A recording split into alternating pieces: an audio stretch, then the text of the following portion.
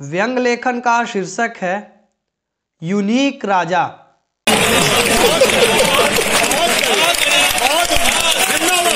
60,000 साल से भी अधिक पुराने इतिहास वाले राज्य को आज़ाद हुए 70 साल हो गए थे, जिसमें उसने कई राजाओं को देखा। उन्हीं राजाओं में एक ऐसा भी राजा हुआ जो यूनिक राजा कहलाया।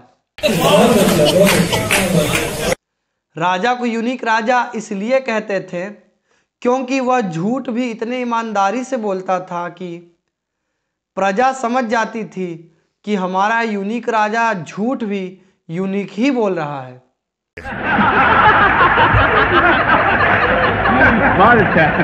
और फिर भी चुनाव होने पर यूनिक राजा ही जीतता था क्योंकि वो यूनिक था। राजा के भक्तों का कहना था कि हमारा राज्य हमारे यूनिक राजा के शासन में आने पर आजाद हुआ है, इससे पहले हम गुलाम ही थे। यूं तो यूनिक राजा के कारनामे बहुत बड़े बड़े थे, किंतु विदेशी राज्यों के यात्रा करने के मामले में वो लॉर्ड ऑफ ट्रेवल्स अर्थात यात्राओं का भगवान हो चुका था।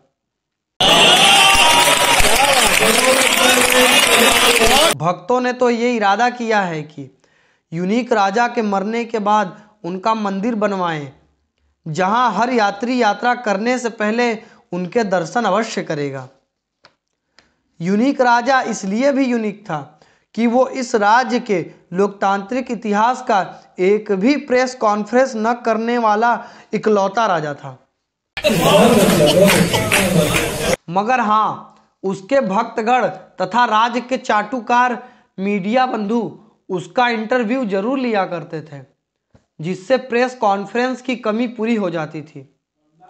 एक बार उस राज्य का एक प्रसिद्ध कलाकार जो कि यूनिक राजा का भक्त था, उसने यूनिक राजा का एक इंटरव्यू लिया, जिसमें उसने यूनिक राजा से ऐसा गंभीर सवाल किया कि प्रजा चकरा गई, हैरान व दंग रह गई।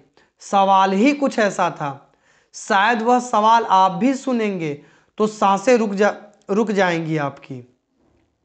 सवाल था, क्या आप पपीता खाते हैं?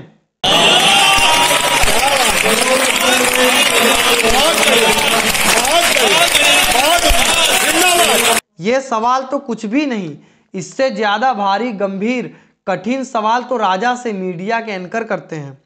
एक एंकर ने तो यूनिक राजा से सवाल किया, क्या आप पर्स रखते हैं? पर्स, बटुआ जिसमें पैसे रखते हैं, पैसे।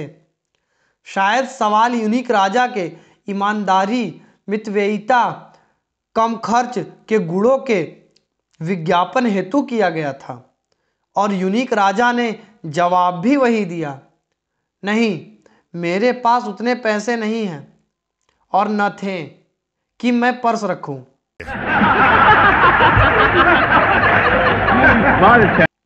यूनिक राजा केवल 2 घंटे सोता था क्योंकि वो बहुत मेहनती था और रातों को जाग जाग के, कम सो के अच्छे अच्छे जुमले गढ़ता और चुनावी रैलियों, सभाओं होते ही आग उगलता था।